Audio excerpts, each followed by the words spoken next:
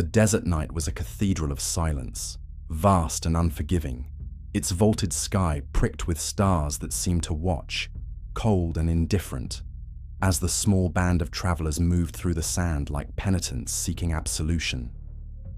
The air was heavy with the scent of creosote and dust, a dry perfume that clung to their throats, reminding them of the fragility of their mortal shells. They were 5. Maria, the matriarch, her eyes like obsidian pools reflecting a life of sorrow. Her son, Javier, wiry and fierce, with dreams of a new world burning in his chest. Rosa, his young wife, clutching a rosary as if it could anchor her to the earth. Miguel, the quiet cousin, whose gaze lingered too long on the horizon. And Esteban, the guide, a man of leathered skin and secrets, who knew the paths through this desolate wilderness, as one might know the veins of a lover. They had crossed the border under the cloak of midnight, slipping past the iron gaze of patrols, their footsteps muffled by the soft earth of the Sonoran desert. Their journey had begun in a village in Chihuahua, where the weight of poverty pressed like a stone upon their hearts, driving them northward to the fabled land of opportunity. But this was no simple pilgrimage. The land they tread now belonged to the Diné, the Navajo, a people whose stories whispered of spirits that walked in the skins of beasts, of shadows that hungered for more than flesh. Maria had heard these tales from her grandmother, stories of the Yinald Lushi, the Skinwalkers, creatures born of forbidden rites, neither man nor beast, but something profane, something that mocked the divine order. The night was alive with sounds they could not name, a distant coyote's wail, the rustle of unseen wings, the sigh of the wind as it caressed the mesquite. Maria's fingers tightened around the small crucifix at her throat, its edges worn smooth by years of prayer. She felt the weight of her 50 years, the ache in her bones, the memories of a life spent in toil. Yet there was a fire in her still, a resolve to see her son and his bride to safety, to carve out a future where the past could not follow. Madre, Javier whispered, his voice low, urgent, as he paused to scan the darkness. do you feel it, like eyes upon us? She nodded, her lips pressed thin. The desert watches, mijo. It always does. Esteban, ahead, raised a hand, his silhouette sharp against the moon's pale glow. Quiet, he hissed. We're on sacred ground now. The Navajo don't take kindly to trespassers, and neither do other things. Rosa shivered, her rosary beads clicking softly. What things? She asked, her voice barely a breath. Esteban's eyes glinted, reflecting the starlight. Things that wear the night like a cloak. Keep moving and don't look back. They pressed on, the sand shifting beneath their feet, each step a prayer for deliverance. The landscape was a tapestry of shadow and silver, the cacti standing like sentinels, their spines gleaming faintly. Miguel, ever silent, clutched his worn backpack, his eyes darting to the ridges that loomed in the distance, black against the indigo sky. He had always been the dreamer, the one who saw shapes in the clouds, who heard voices in the wind. Now he felt a prickle at the nape of his neck, a certainty that something was near, something that did not belong to the world of men. It began as a sound, a low, guttural rasp, like the breath of a dying animal. The group froze, their hearts pounding in unison, a primal rhythm that bound them to the earth. Maria's hand found Javier's, her grip fierce, maternal. The sound came again, closer now, from the direction of a cluster of boulders that crouched like sleeping giants. Esteban, Maria whispered, her voice steady despite the fear that coiled in her gut. What is it? The guide's face was unreadable, but his hand strayed to the knife at his belt. Stay close, he said. Don't run. The air grew thick, heavy with a presence that seemed to press against their skin. The stars above flickered, as if winking out one by one. And then they saw it. A shape moving among the boulders, too swift, too fluid to be human. It was tall, gaunt, its limbs unnaturally long, its movements a grotesque parody of a man's. Its eyes caught the moonlight, twin embers that burned with a hunger older than time. Maria crossed herself, her lips moving in silent prayer, while Rosa clutched Javier's arm, her breath coming in shallow gasps. "It's not real," Miguel murmured, his voice trembling. "It can't be." But Esteban's face was grim, his knife now drawn, its blade a faint gleam. "It's real enough," he said. "A skinwalker. It smells our fear." The creature paused, its head tilting as if savoring their terror. Its form shimmered, as if it could not decide whether to be man or beast. For a moment, it wore the face of a man, a face Maria knew, a face from her village, a man long dead, his eyes hollow with accusation. She gasped, stumbling back, her crucifix falling to the sand. "Madre de Dios," she whispered, her voice breaking. "It knows us." The skinwalker's lips parted, revealing teeth that gleamed like bone. It spoke, its voice a chorus of whispers, a sound that crawled into their minds like a serpent. "You trespass. You carry your sins across the threshold. Give me one, and I will let the others pass." Javier stepped forward, shielding Rosa, his fists clenched. "We give you nothing!" he spat, his voice raw with defiance. "You're a demon! Nothing more!" The creature laughed, a sound like dry leaves skittering across stone. "A demon? I am older than your gods, boy. I am the shadow that walks when the moon turns its face away. Choose, or I take you all." Maria's heart thundered, her mind racing. She had faced death before, hunger, sickness, the cruelty of men. But this was different. This was a violation of the natural order, a creature that mocked the sanctity of life. She thought of her son, of Rosa's unborn child, of the dreams they carried like fragile glass. She stepped forward, her shoulders squared, her eyes meeting the creature's burning gaze. "Take me," she said, her voice steady now, resonant with a mother's love. "Let them go." The skinwalker's eyes narrowed, its form shifting again, now a wolf, now a man, now something unnameable. "A brave soul, but bravery is not enough." The night seemed to hold its breath, the stars dimming further, the desert waiting. And then from the shadows, another sound, a chant, low and resonant, rising like a tide. The skinwalker froze, its form wavering as if caught in a web of ancient power.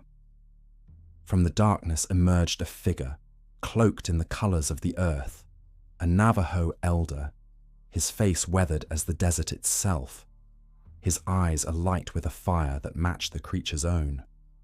"Begone ye Naldalushi," the elder intoned, his voice a blade of sound. "This is not your place." The skinwalker snarled, its form dissolving into shadow, but not before its eyes locked with Maria's, promising a return. The desert exhaled, the stars brightening once more, and the travelers stood, trembling, in the wake of the impossible. The elder turned to them, his gaze stern but not unkind.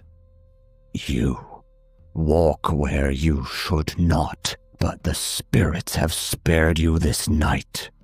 Go, and do not look back." Maria nodded, her hand finding her crucifix in the sand, its way to comfort once more.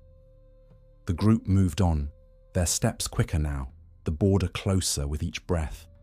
But Maria knew, as the desert whispered behind her, that the skinwalker was not gone. It waited, patient as the stars, for the next crossing, the next soul to claim. The desert stretched before them, an endless sea of shadow and silence, its vastness a mirror to the fragility of their hopes. The encounter with the Skinwalker had left a mark on each of them, a wound not of flesh but of spirit, a reminder that the world they sought was not promised, and the world they fled was not so easily left behind. Maria walked with her head bowed, her crucifix clutched tightly, its edges biting into her palm as if to anchor her to the mortal plane. Javier and Rosa moved close together, their hands entwined, their whispers a fragile shield against the night. Miguel lagged behind, his eyes scanning the horizon, as if he could see the shape of their fate written in the stars. Esteban, ever the guide, led with a grim determination, his knife still in hand, its blade catching the moonlight like a shard of ice. The Navajo elder's chant still echoed in Maria's ears, a melody both foreign and ancient, like a prayer her soul recognized, but her mind could not grasp. His words had driven the Skinwalker back, but not banished it. She felt its presence still, a shadow at the edge of her vision, a weight in the air that pressed against her chest. She wondered if it was drawn to their desperation, their dreams, their sins. She thought of her own. Years of silent resentment, the sacrifices made for a family that never saw her fully, the moments of doubt when she questioned the God who seemed so distant. Was the Skinwalker a judgment? Or was it merely a predator, drawn to the scent of their fear like a coyote to blood? Madre, Javier said, breaking the silence, his voice low but urgent. you offered yourself to that thing? Why? Maria's gaze softened, though her lips remained a thin line. Because you are my heart, mijo. You and Rosa, and the child she carries. If my life buys yours, it is a price I pay gladly. Rosa's hand went to her belly, a gesture both protective and instinctive. She had not spoken of the child, not yet. But Maria's eyes missed nothing. The young woman's face was pale, her dark eyes wide with a fear that went beyond the creature they had seen. I didn't want this journey. I told Javier we should stay, that we could make do, but he dreams of America, of a life where our child won't know hunger. And now, this. Her fingers tightened around her rosary, the beads clicking like the ticking of a clock. Javier's jaw tightened, his pride wounded. We had no choice, Rosa. You know what waits back home. Nothing but dust and death. Here, we have a chance. A chance for what? Miguel's voice cut through, sharp and unexpected. He had stopped walking, his silhouette stark against the moonlit sand. To be hunted by monsters? To die in this desert, far from home? You talk of dreams, Javier, but what if they're just illusions? Esteban turned, his eyes narrowing. Enough, Miguel? We move forward, or we die. There's no turning back now. But Miguel's gaze was fixed on the distance, where the boulders loomed like silent judges. I saw it, he said, his voice barely above a whisper. It wore my brother's face. He died 2 years ago, drowned in the river trying to cross. It knew him. It knew me. The group fell silent, the weight of his words settling over them like ash. Maria stepped toward him, her hand reaching out, but Miguel flinched, his eyes haunted. What does it want? He asked, his voice breaking. Why us? Esteban's face was grim, his voice low. The Yenald Lushi feeds on more than flesh. It takes your fear, your guilt, your memories. It wears the faces of those you've lost because it knows they cut the deepest. You give it power when you let it in. Maria's heart clenched. She thought of the face the Skinwalker had worn. Her old friend, Juan, who had died in her arms after a cartel's bullet found him. His eyes had accused her, as if she could have saved him, as if her prayers had not been enough.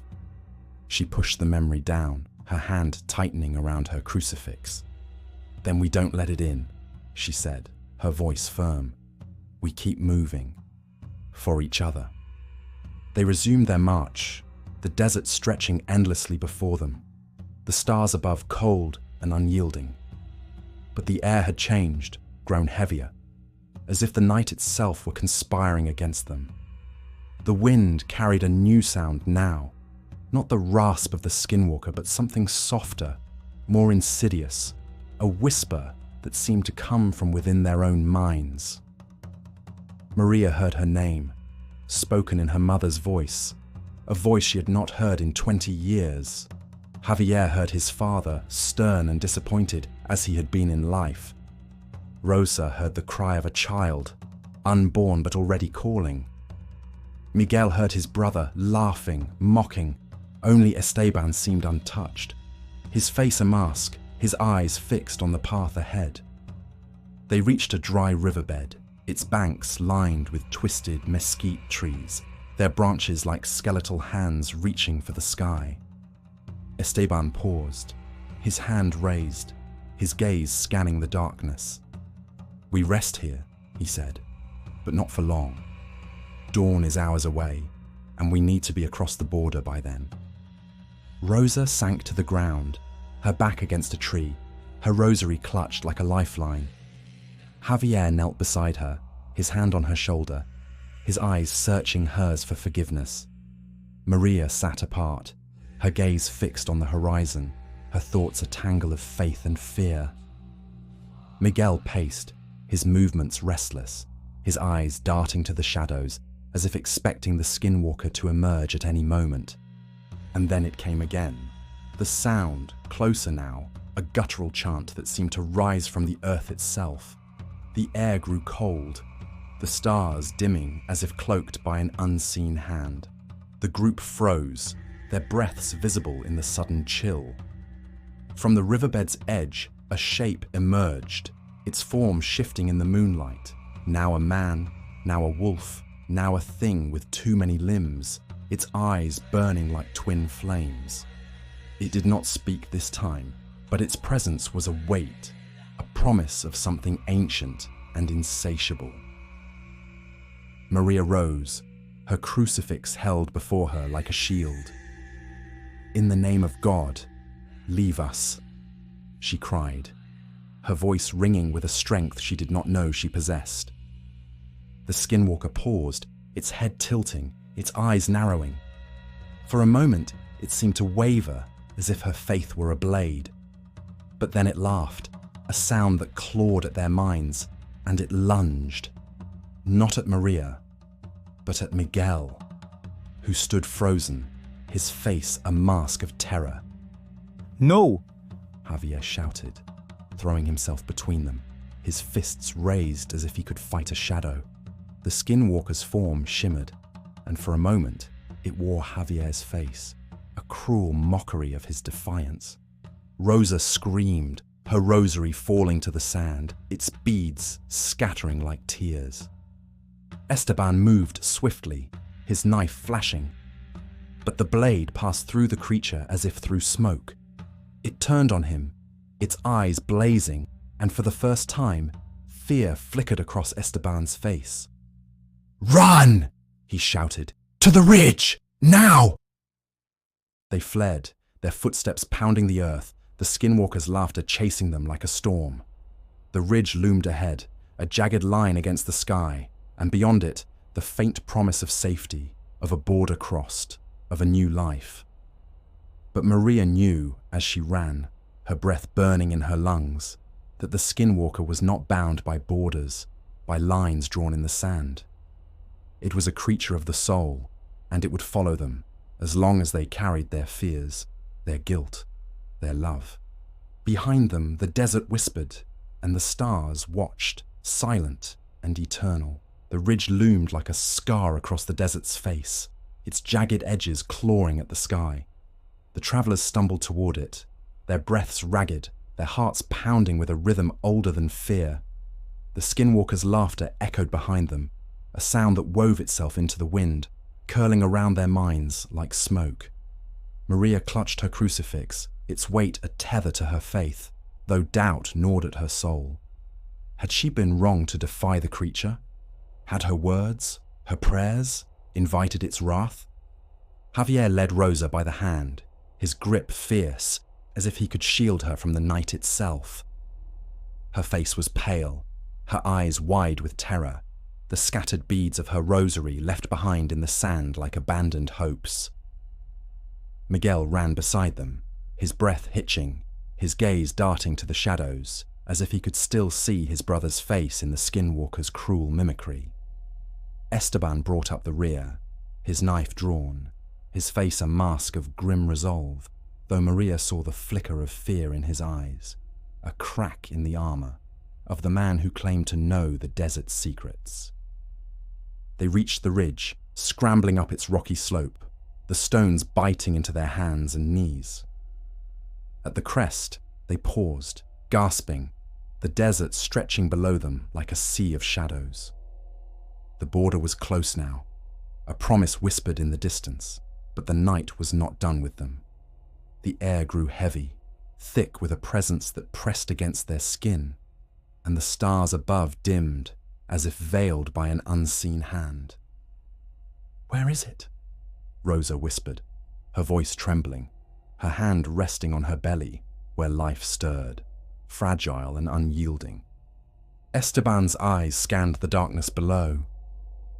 "It's here," he said, his voice low. "It doesn't need to chase us.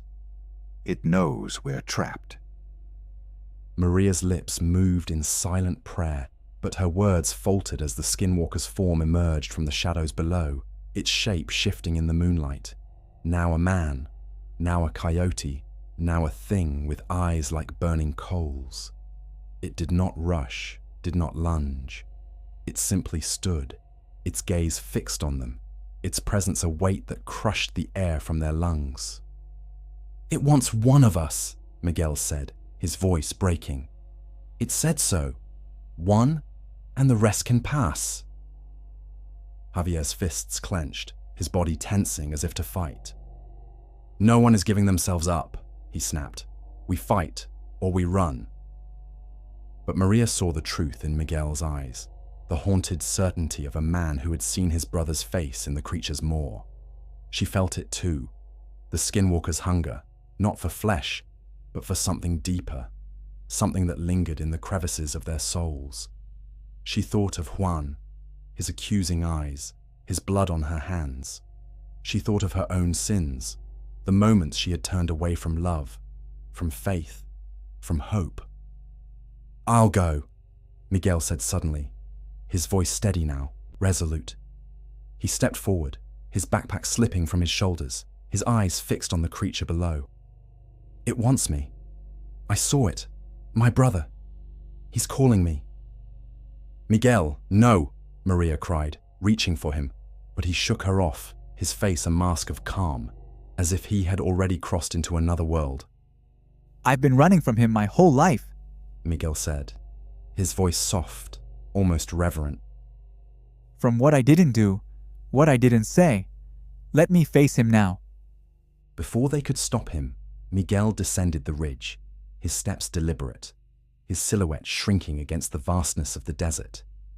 The skinwalker waited, its form solidifying into the shape of a young man, his brother, with eyes that gleamed with unnatural light. It reached out, its hand a claw, and Miguel did not flinch. There was no scream, no struggle, only a moment of stillness, and then Miguel was gone, swallowed by the shadow, the skinwalker vanishing with him into the night. Maria fell to her knees, her crucifix pressed to her lips, tears streaming down her face. Javier pulled Rosa close, his own eyes wet with grief, while Esteban stood silent, his knife still in hand, his face unreadable. The desert was quiet now, the stars brightening, as if the sacrifice had sated the night's hunger. But Maria knew it was not over. The skinwalker would return, its appetite whetted, its gaze already searching for the next soul to claim. They moved on, the ridge behind them, the border ahead, but the weight of Miguel's absence clung to them like a shroud. Maria prayed, her words a whisper against the vastness. But she wondered if God could hear her in this place, where shadows walked and the desert kept its own counsel. The desert was a crucible, its sands burning away pretense, leaving only the raw truth of the soul. The three survivors, Maria, Javier, and Rosa, stumbled through a narrow canyon, its walls rising like the bones of some ancient beast, their shadows jagged against the moon's pale light. Miguel's absence was a wound that bled silently, his sacrifice a weight they carried in their hearts. Maria's prayers had grown fervent, her crucifix a talisman against the darkness, but her faith wavered, tested by the memory of the Skinwalker's burning eyes. Javier held Rosa close, his arm a shield around her trembling form, her pregnancy a secret now shared, a fragile hope in the face of despair. Esteban led them still, his steps sure, but his silence heavy, his knife gripped tightly, as if it could cut through the fear that stalked them. The canyon's walls seemed to whisper, their echoes carrying the Skinwalker's laughter, faint but ever present, a reminder that it was never far. Esteban's face was a mask, but Maria saw the cracks. His eyes, once sharp with certainty, now flickered with something darker, something haunted. He had known of the Skinwalker, had warned them of its hunger, yet he had not spoken of how he knew. Maria watched him, her maternal instinct sharpened by loss, sensing a secret buried beneath his stoic exterior, a sin that drew the creature closer. "We're close now," Esteban said, his voice rough, his gaze fixed on the canyon's end, where the desert opened to the promise of the border. "Keep moving. Don't stop." Rosa's breath hitched, her hand resting on her belly, her eyes wide with exhaustion and fear. "How do you know this place so well?" she asked, her voice barely a whisper. "You speak of it like you faced it before." Esteban's jaw tightened, his hand pausing on his knife. "I've crossed this desert many times," he said, his tone clipped. "You learn its ways, or you die." Javier's eyes narrowed, his protective instinct flaring. "That's not an answer. Miguel's gone because of that thing. If you know something, tell us." Esteban turned, his face half-shadowed, his eyes glinting with a mix of defiance and guilt. "You want truth," he said, his voice low, almost a growl. "The desert keeps its own laws. I've seen things, done things to survive. That's all you need to know." Maria stepped forward, her crucifix gleaming in the moonlight. "No, Esteban," she said, her voice steady, maternal, unyielding. "We've lost Miguel. We won't lose another to your secrets. What have you done?" Before he could answer, the air grew cold, the canyon's walls seeming to close in, their shadows writhing like living things. The Skinwalker's presence was a weight, a suffocating force that pressed against their lungs. It emerged from the darkness at the canyon's mouth, its form shifting. Now a man, now a coyote, now a woman with long black hair and eyes like dying stars. Its gaze locked on Esteban, and its lips parted in a smile that was both cruel and intimate, as if it knew him better than he knew himself. "Esteban," it whispered, its voice a chorus of voices, one of them achingly familiar, a woman's voice, soft and accusing, laced with betrayal. "You thought you could outrun me." Esteban froze, his knife trembling in his hand, his face pale as the moonlight. "No," he whispered, his voice breaking. "Not you. Not again." The Skinwalker's form solidified into the woman, her features sharp and beautiful, her eyes filled with a sorrow that cut deeper than rage. "You left me," she said, her voice echoing in the canyon. "You promised me safety, and you gave me death." Maria's heart clenched, her hand tightening around her crucifix. She saw the truth in Esteban's eyes, the guilt of a man who had betrayed someone he loved. "Who is she?" Maria asked, her voice soft but firm. Esteban's gaze was fixed on the skinwalker, his breath shallow. "My sister," he said, his voice barely audible. I was young, foolish. I led her across, promised her a new life, but I left her behind when the patrols came. She died in this desert, alone." The skinwalker laughed, a sound like breaking glass, its form shifting again. Now Esteban's sister, now a beast with claws that gleamed like obsidian. "You carry her death," it hissed. "Give it to me, and I will let them pass." Javier stepped forward, his fists clenched, ready to fight, but Esteban raised a hand, stopping him. "No," he said, his voice steady now, resolute. "This is mine to face." "Esteban, don't!" Rosa cried, her voice raw with fear. But he shook his head, his eyes meeting hers, then Maria's, then Javier's. "I've led many across," he said, his voice heavy with regret. "Some made it, some didn't. But her, I can't outrun her anymore." He turned to the skinwalker, his knife falling to the sand, his arms open as if embracing his fate. "Take me then. Let them go." The skinwalker lunged, its form a blur of shadow and claw, and Esteban did not resist. There was no scream, only a moment of stillness, and then he was gone, swallowed by the darkness, the creature vanishing with him. The canyon exhaled, the air warming, the stars brightening, but the loss was a blade in their hearts. Maria fell to her knees, her prayers a whisper, her faith shaken by the desert's cruelty. Javier pulled Rosa close, his eyes wet with grief, his resolve hardened by the need to protect her and their child. The border was closer now, a faint light on the horizon, but the skinwalker's hunger was not sated. It would return, and they were fewer now, their souls laid bare to its gaze.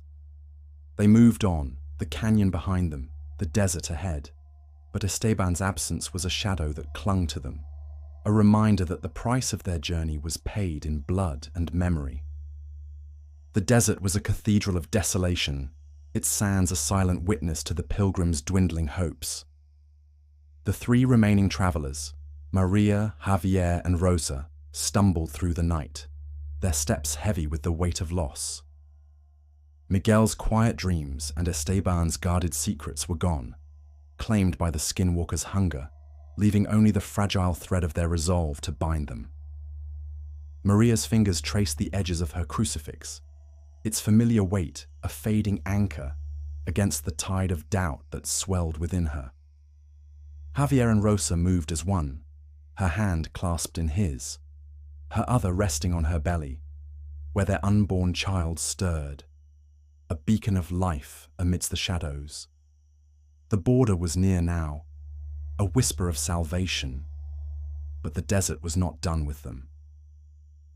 They came upon an abandoned mission, its adobe walls crumbling like the bones of a forgotten saint, its bell tower leaning toward the sky as if in supplication.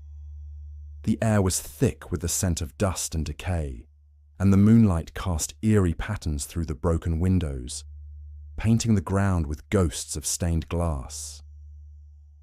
Maria's heart ached at the sight, a reminder of the churches of her youth, where she had knelt in prayer, believing God's light could reach even the darkest corners. Now, she wondered if that light had ever truly touched her. "We rest here," Javier said, his voice hoarse, his eyes scanning the ruins for shelter. "Just for a moment. Rosa needs it." Rosa nodded, her face pale, her eyes hollow with exhaustion. She sank onto a stone bench, her rosary lost, but her fingers still moving as if counting beads, a habit born of fear and faith. Maria watched her, her maternal instinct a fire that burned despite the cold dread in her bones. She thought of her own children, grown and scattered, and of Javier, her youngest, whose dreams had led them into this wilderness. She thought of Rosa's child, unborn but already loved, and she knew she would do anything to see them safe. The air grew heavy, a sudden chill that seeped into their skin, and the shadows within the mission stirred, as if the walls themselves were waking. Maria's breath caught, her crucifix raised like a shield, as the Skinwalker's presence filled the space, a suffocating weight that pressed against their souls. It emerged from the darkness of the nave, its form shifting, now a man, now a beast, now Juan, her friend from the village, his face etched with the pain of his final moments, his eyes accusing, burning with a light that was not human. "Maria," it whispered, its voice a knife that cut through her memories. "You let me die. You prayed, but your words were empty. You failed me." Maria staggered, her heart a storm of guilt and grief. She remembered Juan's laughter, his kindness, the way he had held her hand as he bled out, his life slipping away under her useless prayers. "No," she whispered, her voice trembling. "I tried, Juan. I begged God to save you." The Skinwalker's smile was cruel, its form solidifying into Juan's, his wounds fresh, his blood glistening in the moonlight. "God did not listen," it said. "But I do. Give me your heart, Maria, and I will spare the others." Javier stepped forward, his fists clenched, his face a mask of fury. "Stay back!" he shouted, his voice echoing in the ruined mission. "You won't touch her!" But Maria's eyes were fixed on the Skinwalker, on Juan's face, and she felt the weight of her years, her failures, her unspoken sins. She had carried them all, her husband's abandonment, her children's struggles, the village's despair, and she had borne them with faith, believing it was enough. But the Skinwalker saw her doubts, her moments of anger at God, her fear that she had never been enough. It saw, and it hungered. "Javier," she said, her voice soft but firm, turning to him with a mother's love in her eyes. "You must protect Rosa, your child. This is my burden, not yours."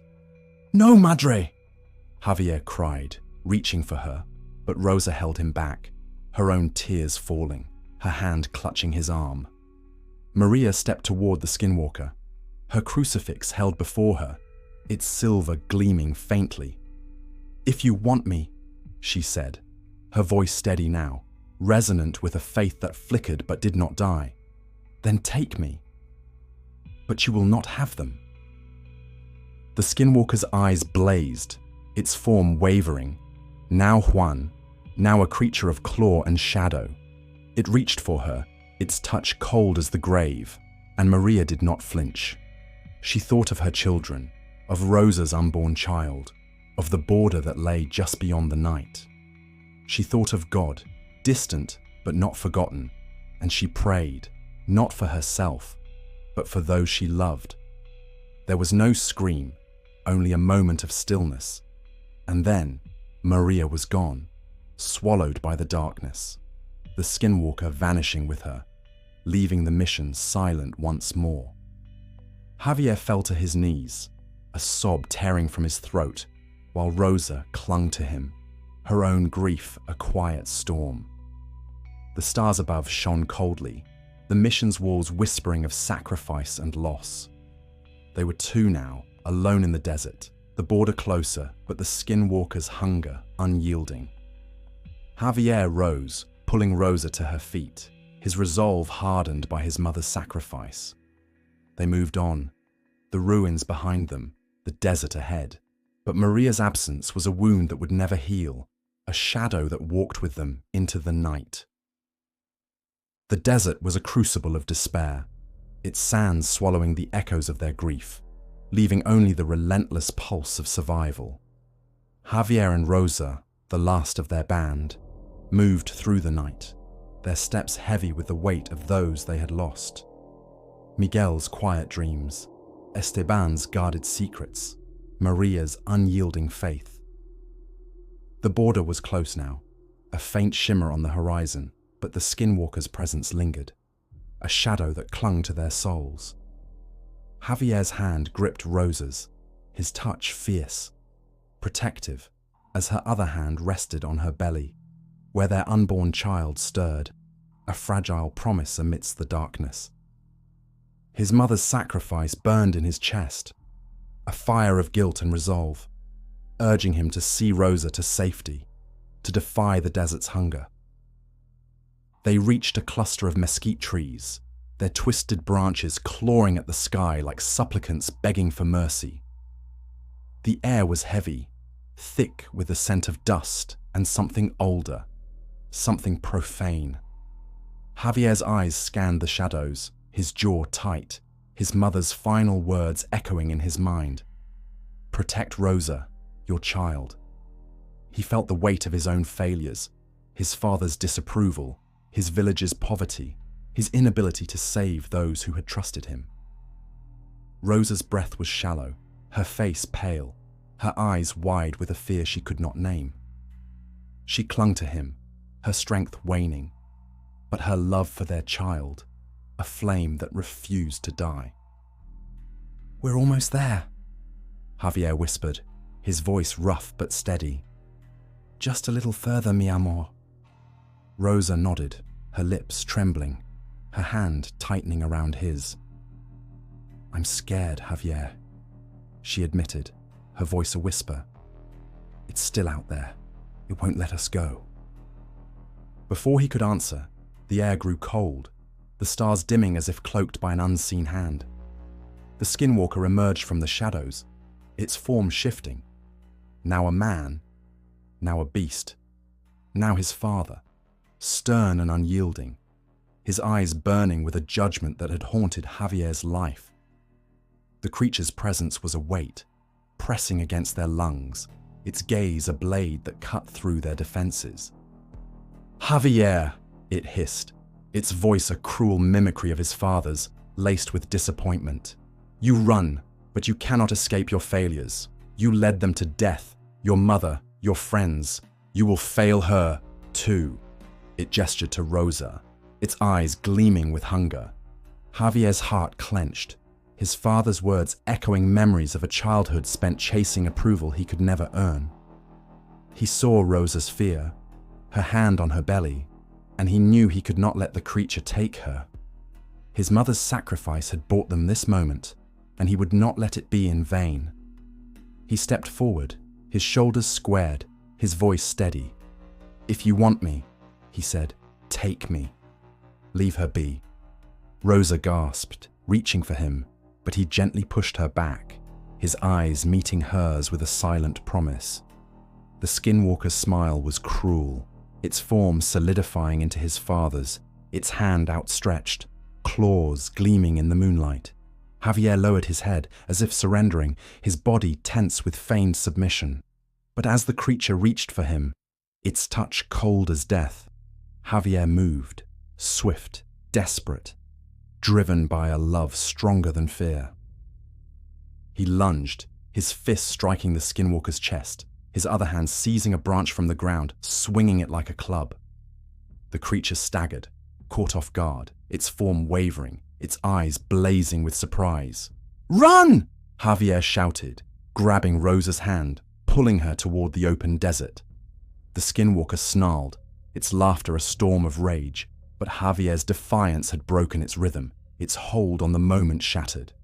They fled, the mesquite trees fading behind them, the border's faint light growing brighter, a beacon in the night. The creature did not pursue, its form dissolving into shadow, but its presence lingered, a promise of return. Javier and Rosa ran, their breaths ragged, their hearts pounding with a fragile hope. The desert was silent now, the stars brightening, but Javier knew the Skinwalker was not defeated, only delayed. He held Rosa close, her warmth a reminder of what he fought for, and they pressed on, the border calling, their losses a heavy shroud around their hearts. Dawn broke over the desert, a thin line of gold bleeding into the indigo sky, casting long shadows that danced like spectres across the sand. Javier and Rosa stood at the edge of a shallow valley, the border just beyond, a line marked not by walls, but by the promise of a new life. Their faces were etched with exhaustion, their clothes torn, their hearts scarred by the losses that had paved their path. Miguel's quiet gaze, Esteban's guarded truths, Maria's fervent prayers, all gone, claimed by the Skinwalkers' hunger. Yet Rosa's hand rested on her belly, her unborn child a spark of hope that refused to die, and Javier's resolve burned brighter than his grief. They had run through the night, the Skinwalkers' laughter fading but never gone, its presence a shadow that clung to their heels. Javier's defiance had bought them time, his desperate fight a spark that had pushed back the darkness. Now, as the first rays of sunlight touched the desert, they saw it. The border, a stretch of open land, unmarked but sacred, a threshold between despair and possibility. Rosa's eyes filled with tears, her voice a whisper. "We made it," she said, her hand tightening around Javier's. "For our child." Javier nodded, his throat tight, his mother's sacrifice a weight in his chest. "For all of them," he said, his voice rough with emotion. "Let's go." They began to run, their steps light despite their exhaustion, the dawn's light bathing them in warmth. The border was close, freedom within reach, a new world where their child could grow without the chains of poverty. Rosa's laughter, soft and fragile, mingled with the wind, a sound of hope that pierced the desert's silence. Javier smiled, his heart swelling, believing for a moment that they had outrun the darkness. But the desert was not done with them. The air grew cold, the light dimming as if the sun itself recoiled.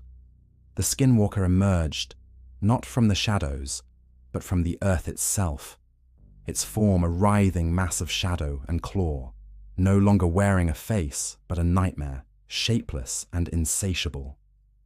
Javier turned, pushing Rosa forward, his voice a desperate cry. "Go! Don't stop!" Rosa stumbled, her eyes wide with terror, but she ran, her love for her child driving her toward the border.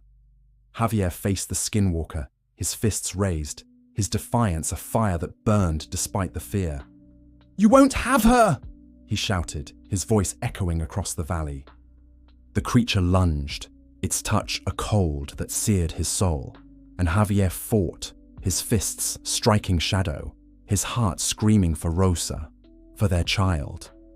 But the Skinwalker was relentless, its form enveloping him, dragging him down as if the earth itself had opened to claim him. There was no scream, only a moment of stillness, and then Javier was gone, swallowed by the darkness, the creature vanishing with him. Rosa reached the border, her feet crossing the invisible line, the dawn's light washing over her like a baptism. She fell to her knees, sobbing, her hand on her belly, her child's heartbeat a pulse of life amidst the loss. The Skinwalker was gone, its hunger sated or thwarted, she could not say. She looked back, hoping for Javier's shadow, but saw only the desert, vast and silent, its secrets buried with those she loved. She rose, her tears drying in the morning sun, and walked forward, carrying her unborn child into a new world. The cost had been everything, her family, her love, her past, but the child within her was a promise, a light that no shadow could extinguish. The desert watched, its stars fading in the dawn, and Rosa moved on, alone but unbroken, her heart a cathedral of hope.